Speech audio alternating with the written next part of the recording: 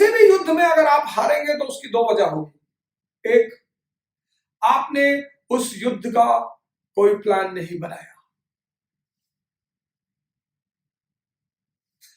ना तो आपने प्लान बनाया और ना ही आपने अपनी प्राथमिकताओं को सेट किया। प्रिपरेशन जो है, तैयारी, वो दो चीजों पर निर्भर करती है, एक योजना पर और एक प्राथमिकता पर।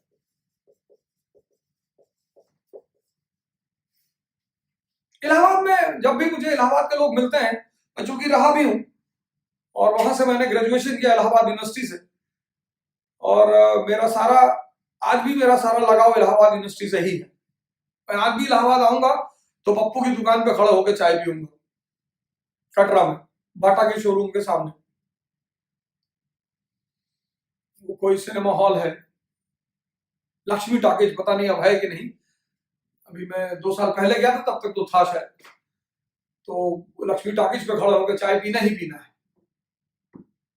बन मक्खन खाना है और चाय पीना है। तो मैं जाता हूं तो बहुत सारे लोग खैर मिलते हैं वहां से। तो लोग कहते हैं कि हमें यहाँ बड़ा टाइम लगता है इलाहाबाद में। बिल्कुल लगेगा सर, आप इस सूत्र को फॉलो ही नहीं करते। आप एक तो योजना नहीं बनाते, इसके बिना विजय संभव है ही नहीं, है ही नहीं।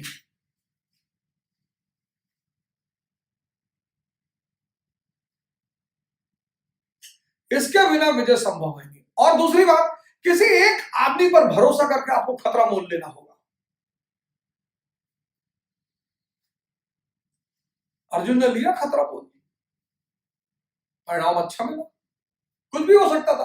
कृष्ण का क्या था, किसी दिन भी रथ से उतर के चले आते कि भैया तुम्हारा मामला, तुम जानो हम जा रहे। कई बार पहले भाग चुके थे, जरासंध के मामले में भाग चुके थे, कालियवन के मामले में भाग चुके थे, रुक्मणी को लेके भाग चुके थे। लेकिन अर्जुन ने लिया खतरा। हिंदी माध्यम बेल्ट का आदमी इतने लोगों से चर्चा पर चर्चा करेगा, इतने लोगों से चर्चा पर चर्चा, ओ हो, एक ऑप्शनल के लिए 100 लोगों से चर्चा करेगा और फिर घूमकर वहीं डाउट में बैठा रहेगा। वो ऐसा कह रहे थे, वो भैया ऐसा कह रहे थे, गुड्डू भैया है वो ऐसा कह रहे थे, और जो है ऐसा है वैसा है। एक हमारे मित्र हैं, रवि जी हैं, रवि सिंह प्रतापगढ़ के हैं, निरंतर मुझे फोन करते रहते हैं। वो मुझसे पिछले 3 महीने से एक ही बात पूछ रहे हैं, सर अंग्रेजी माध्यम में दे दूं कि हिंदी माध्यम में? मैंने कहा तुम्हारा प्रदर्शन भाव किसमें है? कहीं भाव तो हिंदी में है सर, तुम क्या हिंदी में ही दे दो? नहीं सर, अंग्रेजी बड़ा अच्छा लगता है। अब इसका क्या जवाब है? तो 3 महीने से वो कहीं से मेरा नंबर पा गए थे, तो मेरा व्हाट्सएप नंबर था, तो उसको मैंने सेव कर लिया। तो अभी बेचारे बड़े यंग से हैं, शायद ग्रेजुएशन फर्स्ट ईयर में है, और इस प्रोग्राम में हो तो बुरा ना माने, एग्जाम्पल तो देना ही पड़ता है। 3 महीने से, सर आप हिंदी माध्यम में दीजिए। कौन कहता है कि हिंदी माध्यम में सिलेक्शन नहीं होता? हिंदी माध्यम में लोगों के भाव खत्म हो गए, एक्सप्रेशन खत्म हो गए, सुनियोजित तैयारी खत्म हो गई। मुझे 50 लड़के हिंदी माध्यम में ऐसे दे दो जिसके अंदर कार्य करने की क्षमता हो, जिसके अंदर मरने की क्षमता हो, और मेरे अंडर में रहे साल भर, और मारूंगा सबको काम ना करने पर, और देखो रिजल्ट कैसे नहीं मिलता है। मैंने तो इकरा वालों से कहा, मैंने कहा भीड़ मत बढ़ाओ, इलाहाबाद में सिर्फ 50 लड़कों का एक बैच बनाओ, सुपर 50 का, सिर्फ 50, जिससे हम पीट सके लोगों को, मार सके दौड़ाकर। हम बहुत बड़ी भीड़ की तलाश में नहीं है। जैसे आज संस्थाएं आई और 3000 एडमिशन और 4000 एडमिशन, हम उसकी फिराक में है ही नहीं। हमने एकरा से कहा कि तुम 50 एडमिशन दो इलाहाबाद में बस, क्योंकि इलाहाबाद की क्षमता पर मुझे पूरा भरोसा है। एक बार उन्हें दिशा सही से मिली, वो कांड करेंगे। मुझे उनकी क्षमता में बहुत भरोसा कि वो 50 लड़के मिलेंगे ही मिलेंगे, दिन रात लगा देंगे, जान लगा देंगे। मध्यम वर्ग के, लड़ने के सिवा कोई रास्ता ही नहीं है उनके पास। और एक बार उन्हें चीजें समझ में आने लगी, क्रांति कर देंगे। मैंने कहा 50 का बैच बनाओ सिर्फ पहला, और इनसे हस्ताक्षर कराओ कि मारेंगे गिरा गिरा कर। जहां 50 में से 30 ने रिजल्ट दिया प्री में, 20 ने रिजल्ट दिया मेंस में, और 10 हम फाइनल में निकाल ले गए सर।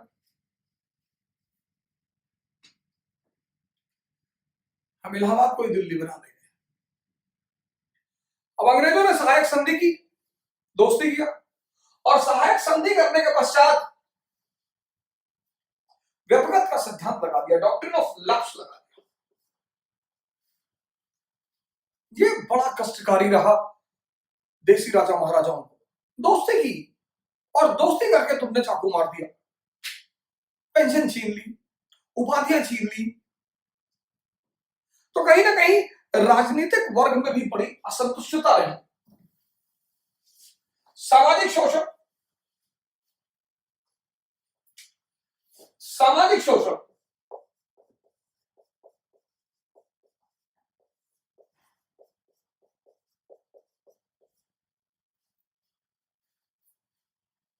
अब तुर्क और मुगल भारत में शासन करते रहे,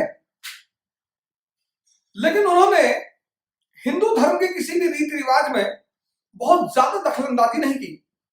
मोहम्मद बिन तुगलक ने कहा, आदेश जारी किया कि सती होने से पहले राज्य की अनुमति लेना जरूरी है, और अकबर ने भी सती प्रथा को लेकर कुछ ऐसा ही कानून बनाया।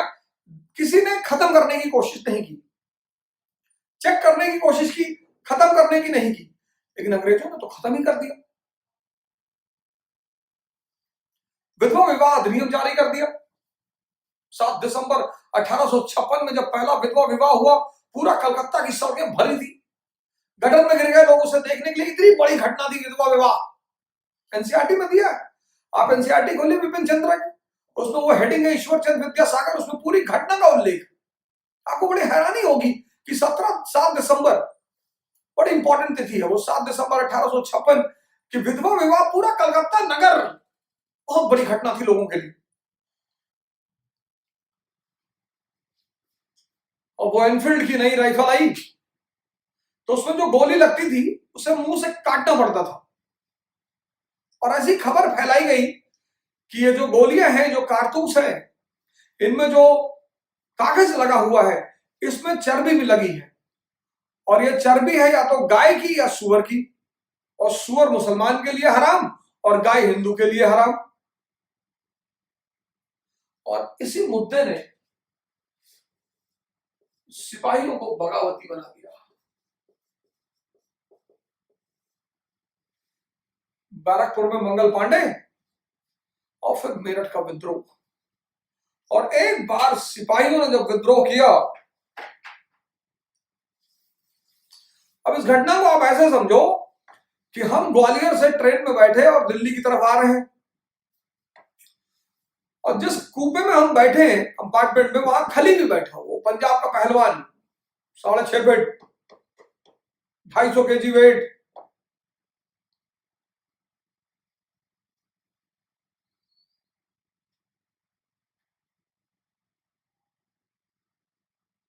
वो सिगरेट पी रहा है और हमारे मुंह में मार रहा है, आपका बाल खींच रहा है, किसी की शर्ट फाड़ दी उसने,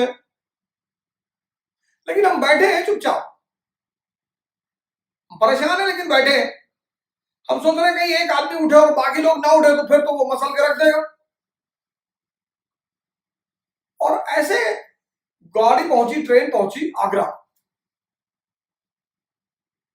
और आगरा में एक सिपाही जवान जिसको 4 साल बाद छुट्टी मिली है, सेना का सिपाही, पुलिस का नहीं, सेना का सिपाही, बहुत खतरनाक।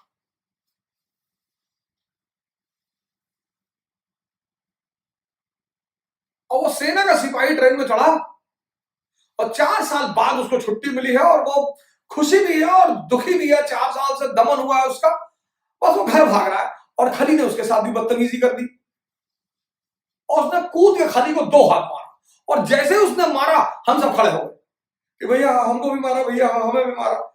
ये जो हम सारे लोग खड़े हो गए, यही है 1857 का विद्रोह। वीडी सावरकर वीडी सावरकर ने इस विद्रोह को प्रथम स्वतंत्रता का युद्ध कहा,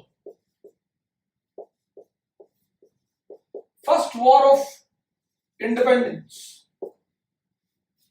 उन्हें पता था कि ना तो ये प्रथम था और ना स्वतंत्रता का था, फिर भी उन्होंने कहा। उसकी वजह यह थी कि 1904 में उन्होंने एक ऑर्गेनाइजेशन बनाया, अभिनव भारत, एक सीक्रेट सोसाइटी बनाई, अभिनव भारत। 1905 में स्वदेशी आंदोलन शुरू हो गया।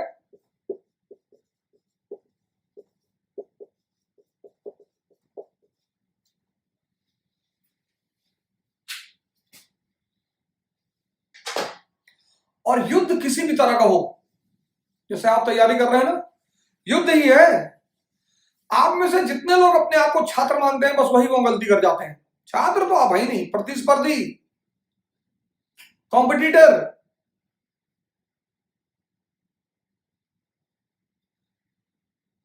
सर, शब्द का बड़ा फर्क पड़ता है। छात्र आप तभी तक हैं जब तक आप कॉलेज में हैं, आप यूनिवर्सिटी में हैं, तब तक आप छात्र हैं।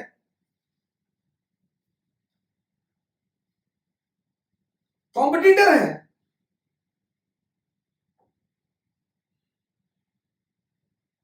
और कॉम्पिटिटर की डिसिप्लिन अलग है, छात्र की डिसिप्लिन अलग है। तो मिलता जुलता है, लेकिन दोनों की डिसिप्लिन में बड़ा फर्क है। अब अर्जुन अगर कॉलेज में है तो द्रोणाचार्य को कुछ नहीं कह सकते, वहां की डिसिप्लिन अलग है। लेकिन चूंकि द्रोणाचार्य अर्जुन के साथ आईएएस दे रहे हैं, तो द्रोणाचार्य अर्जुन के कॉम्पिटिटर हैं। वहां अर्जुन को द्रोणाचार्य को रिप्लेस करना है किसी भी कीमत पे, नहीं तो अर्जुन मारा जाएगा।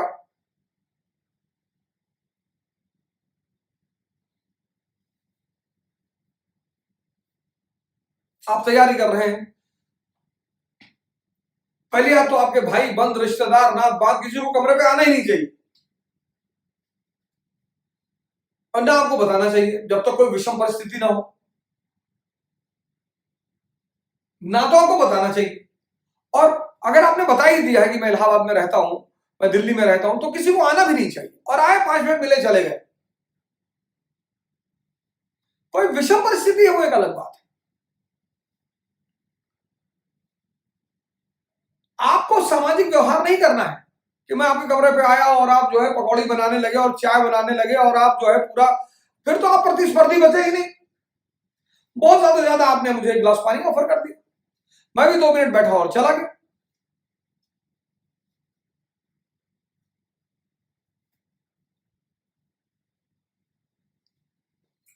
इलाहाबाद का जो बेल्ट है उसकी मेहनत में कमी नहीं आई, उसके श्रम में कमी नहीं। मैं आज भी जाता हूं, मैं आज भी देखता हूं इलाहाबाद जैसा श्रम, जितना वहां का प्रतिस्पर्धी श्रम करता है, मैंने पूरे हिंदुस्तान में आज तक किसी को उतना श्रम करते हुए नहीं देखा। इस बात पर तो मैं आज भी कायम हूं।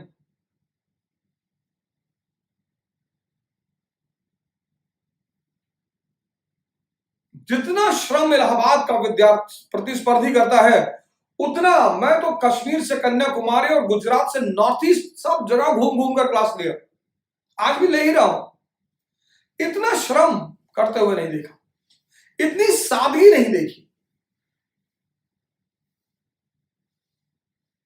बस एक चीज मिस कर गई इलाहाबाद में, प्रतिस्पर्धी का संस्कार। और मैं आपसे कह रहा हूं कि जिस दिन वो संस्कार इलाहाबाद के छात्रों में वापस आ जाएगा, प्रतिस्पर्धियों में, फिर इलाहाबाद का गौरव ऊपर चला जाएगा। आज भी इलाहाबाद से अच्छी जगह नहीं है तैयारी करने की। दिल्ली उल्ली में जो लोग आपके मित्र आए हैं तैयारी करने, पूछिए क्या रवैया है मकान मालिकों का, स्थानीय लोगों का। आज भी आप इलाहाबाद में 5,000 रुपए में महीने भर आराम से रह सकते हैं, क्योंकि अनाज जब हम थे तो अनाज हम तब भी घर से लाते थे, हम 2 महीने में एक बार घर चले आते थे।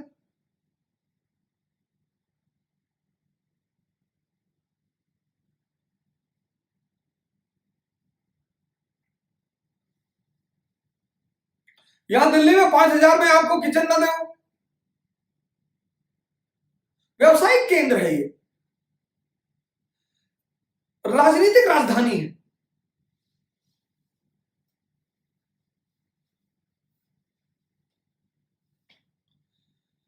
लेकिन प्रतिस्पर्धियों को अपना संस्कार पैदा करना होगा। इलाहाबाद को फिर से जिंदा करने के लिए उस संस्कार को जिंदा करना बहुत जरूरी होगा।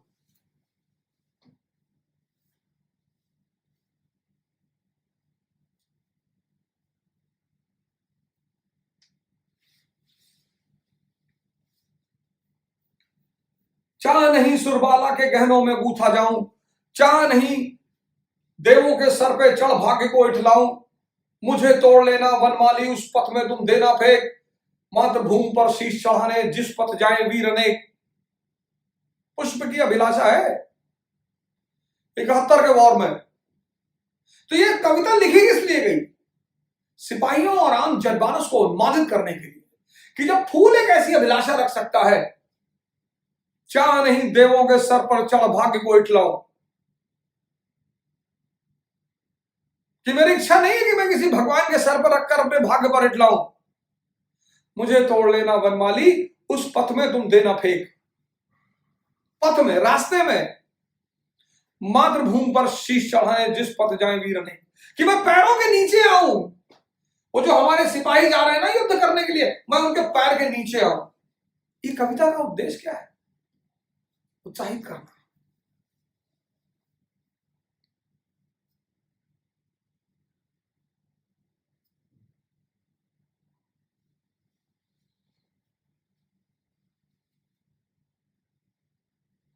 मन करे सो प्राण दे और मन करे सो प्राण ले, वही तो एक सर्वशक्तिमान है।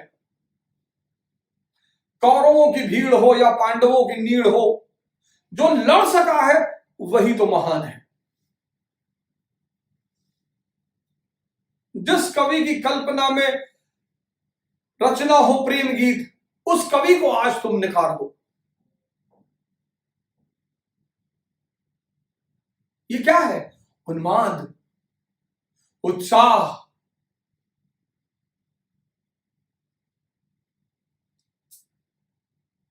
ये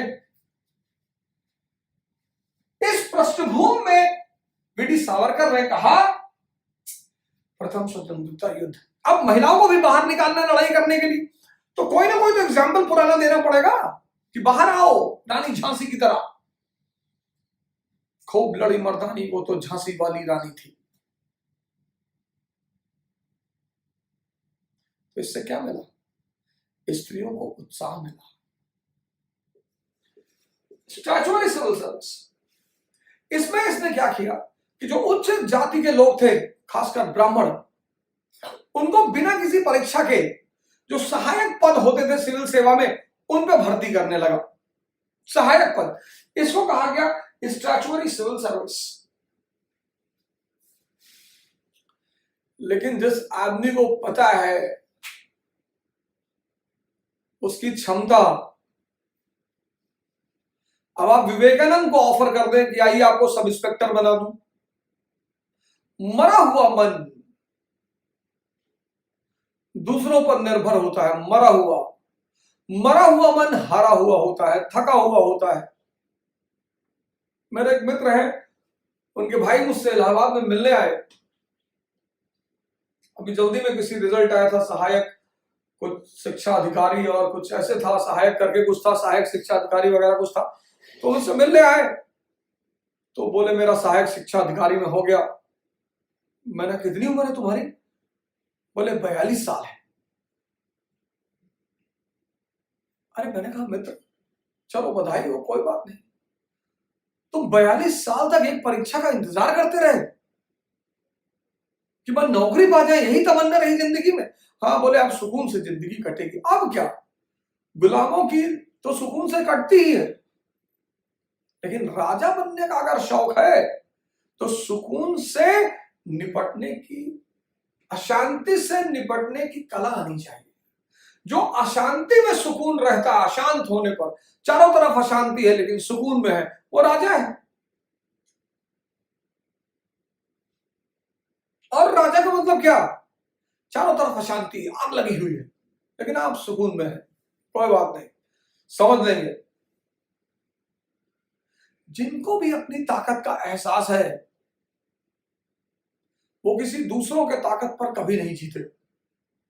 एकदम सेवा तैयारी करिए। तैयारी जो सिविल सेवा की आप करिए वो सिर्फ 2 वर्ष करिए, उससे ज्यादा मत करिए। तैयारी मैक्स टू मैक्स आप सिविल सेवा की तैयारी 2 वर्ष करिए। वैसे भी इकरा एक प्रोग्राम चलने जा रही है जिसमें हमने कल भी पिछले लेक्चर में मैंने आपसे कहा था कि 50 लोगों का सिर्फ हम बैच बनाएंगे। फीस उसकी 1 लाख रुपए होगी, टेस्ट लेकर लेंगे और सिर्फ 50, और 2022 की तैयारी करवाएंगे फुल एंड फाइनल, और मारेंगे भी पीटेंगे भी। 50 से 51 में बच्चा नहीं लेंगे। कब ले लेंगे? 10 मिल जाएंगे तो भी पढ़ा देंगे, 20 मिल जाएंगे तो भी पढ़ा देंगे, 51 नहीं लेंगे। रिजल्ट लाकर दिखाएंगे आपको हिंदी मीडियम में, जो आपको, और मैंने कहा ना 2 साल से ज्यादा तैयारी एक बार हो गई, एक बार स्विमिंग सीख गए, अब जिंदगी भर उसमें क्या करोगे? प्रैक्टिस करो, शाम को 1 घंटा निकालो, प्रैक्टिस कर लो जाकर गंगा जी में, यमुना जी में, कि डेली दिन भर कमरे में बैठे हो कि प्रैक्टिस करेंगे। ये हमारे युवा भाई बंद 5-5, 10-10 साल से इलाहाबाद में बैठे हुए, 5-5, 10-10 साल से मुखर। नहीं नहीं, ऐसा मत करिए। आप 2 साल तैयारी में दीजिए। जब सब कुछ आपका तैयार हो गया और मान लीजिए खुदा ना खास्ता है पहले अटेम्प्ट में सिलेक्शन नहीं हुआ, तो आप अपना कुछ काम शुरू करिए। किसी भी काम के स्टैब्लिश करने में 5 साल मिनिमम समय लगता है। 40 में शुरू करेंगे, 30 में शुरू करेंगे, 35 में शुरू करेंगे, बड़ी चुनौतियां आ जाएंगी आपके सामने, बहुत मुश्किल हो जाएगा, जिंदगी एकदम निराशा में चली जाएगी। तैयारी मैक्स टू मैक्स 2 साल बस। लेकिन उस 2 साल में फिर बीच में कुछ मत करिए, फिर पूरी दुनिया छोड़ दिए, सन्यासी हो जाइए एकदम से।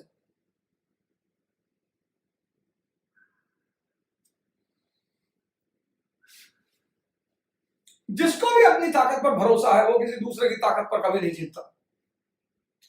कि आओ तुम्हें एमएलसी बना दे, आओ तुम्हें राज्यसभा का सदस्य बना दे। जिसको पता है कि मैं मेंबर ऑफ पार्लियामेंट बनूंगा, मैं सेंट्रल मिनिस्टर बनूंगा, मैं भारत का प्रधानमंत्री बनूंगा, वो राष्ट्रपति बनने के लिए क्यों परेशान रहेगा? लिटल ने देखा कि यार भारतीयों का तो आकर्षण ही नहीं इस तरफ, तो फिर लिटल ने एक चाल और चली। सिविल सेवा की आयु थी 21 वर्ष, इसने 19 कर दी। मैंने जब तैयारी शुरू की 20 साल में, इस नेट के युग में, इंटरनेट के युग में, मोबाइल के युग में, कंप्यूटर के युग में, तो मैं कोचिंग कर रहा था दिल्ली में। तो मेरे एक सीनियर थे, उन्होंने मुझसे कहा कि अच्छा, मैंने कहा सर कैसे पता चलेगी सिलेक्शन होगा? बोले अब ये बताओ क्या बनना चाहते हो आईएएस में? हमने कहा आईएएस बनेंगे। बोले उसके सिवा कुछ नहीं बनोगे? हमने कहा नहीं, अगर आईएफएस बन जाएंगे, फॉरेन सर्विस में चले जाएंगे। बोले बस? कितनी सेवाएं होती हैं? अच्छा, अलाइड सर्विस लोगे कि प्रॉपर लोगे? अच्छा, केंद्रीय सेवा लोगे या ऑल इंडिया अखिल भारतीय लोगे? तब उन्होंने मुझसे एक बात कही, कहा भाई 1 साल से तुम तैयारी कर रहे हो और तुमको पता ही नहीं सेवाएं कितनी प्रकार की है, कितनी है। तुम्हारा सिलेक्शन कभी नहीं होगा। अब ये बात मुझे उनकी बुरी बहुत लगी, लेकिन उस घटना ने मेरी आंखें खोली। मैं बड़ा एहसान मानता हूं उनका, बहुत एहसान मानता हूं। 1 साल तैयारी कर ली, पता ही नहीं चला कि अखिल भारतीय सेवा चाहिए कि केंद्रीय सेवा चाहिए। कितनी सेवाएं होती हैं, कैडर सिस्टम क्या है।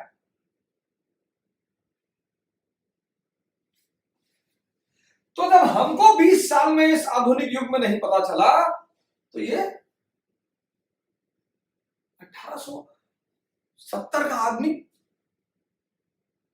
75 का आदमी, 76 का आदमी, 77, 1970 को नहीं पता था। और इसी मुद्दे को सुरेंद्र नाथ बनर्जी ने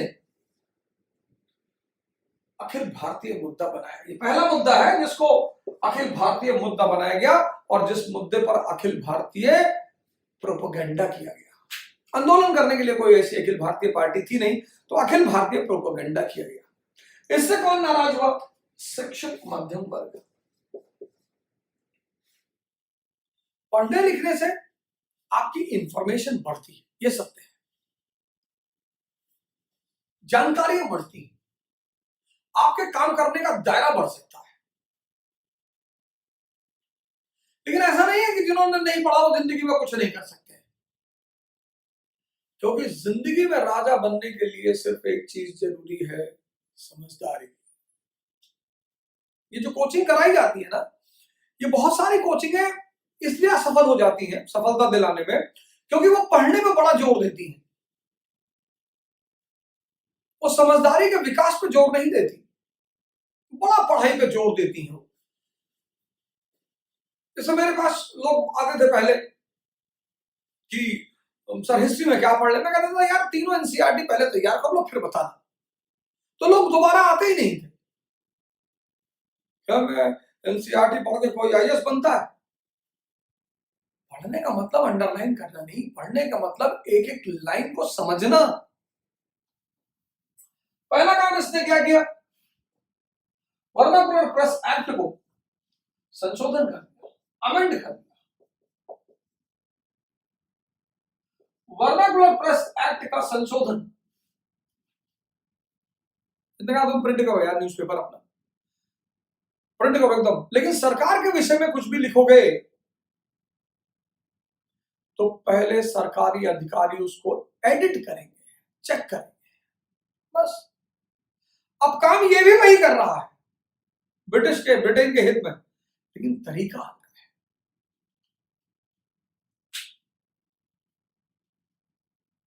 मैंने कहा ना कि मैं तो बहुत सारी टीचरों की कोई कमी नहीं है हिंदुस्तान में, कोचिंग सारी अच्छी है, टीचर सारे अच्छे हैं, सब अच्छे हैं, तरीका अलग है।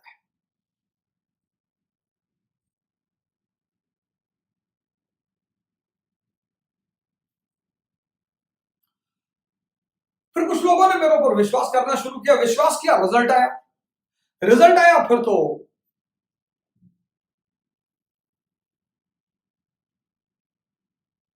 इलाहाबाद में दिल्ली से 4 लोग जाके कोचिंग खोल लेते हैं, 3000 लड़के वहां इकट्ठा हो जाते हैं, 4000 लड़के वहां इकट्ठा हो जाते हैं और मन मांगा पैसा देते हैं।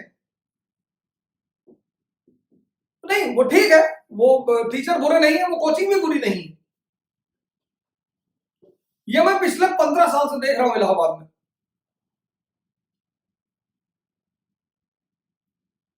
चार लोग दिल्ली से उठे, इलाहाबाद पहुंचे, लखनऊ पहुंचे, दिल्ली का नाम दे दिया, अरे भीड़ भागी एकदम से, अब नहीं मिलेगा, अब आज ही ले लो इसको, लाइन लगा के खड़े हैं कि भैया हमारा एडमिशन ले लो।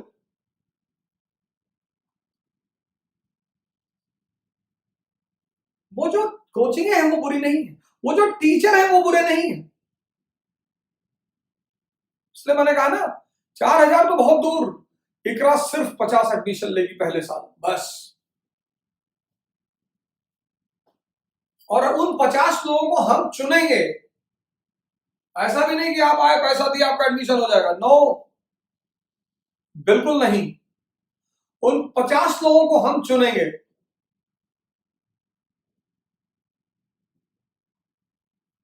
10 मिले, 15 मिले, 20 मिले, 25 मिले, उनको हम चुनेंगे, हम डिसाइड करेंगे इनको हम पढ़ाएंगे कि नहीं। आप हमारे पैरामीटर पे नहीं भगा देंगे उठाकर, भागो यार, इतनी सारी कोचिंग पढ़िए, जाओ कहीं भी पढ़ लो और सस्ते में पढ़ लोगे।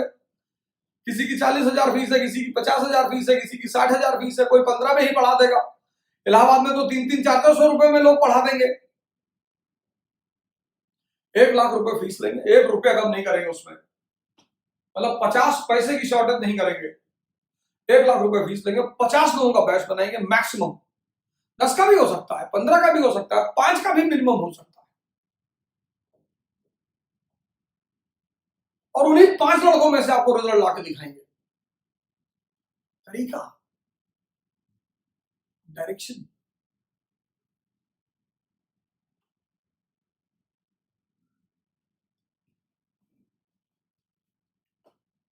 पांच मिल जाएंगे तो एक रिजल्ट तो आ ही जाएगा, एक तो काम का बंदा निकलेगा ही, और 50 में 10,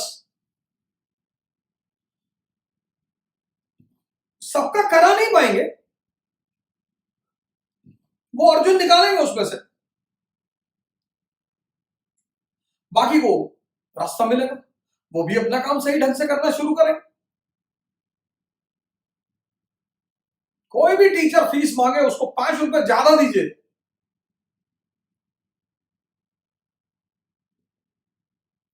सिनेमा हॉल में तो वहां जाके नहीं कम करा लेते हो पैसा। मेहनत कर रहा है आपके साथ इलाहाबाद में,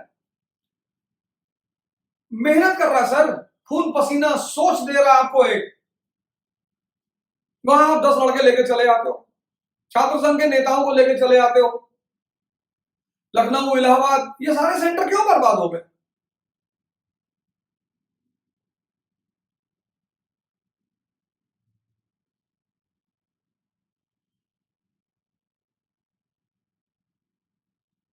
काम करने का तरीका, काम तो वही है जो हिस्ट्री में पढ़ाऊंगा, वही बाकी मेरे मित्र भी पढ़ाएंगे, और मुझसे अच्छा पढ़ाएंगे, मुझसे ज्यादा पढ़ाएंगे, क्या फर्क पड़ता है? युद्ध में जीत इंपॉर्टेंट होती है, जीतेंगे कैसे?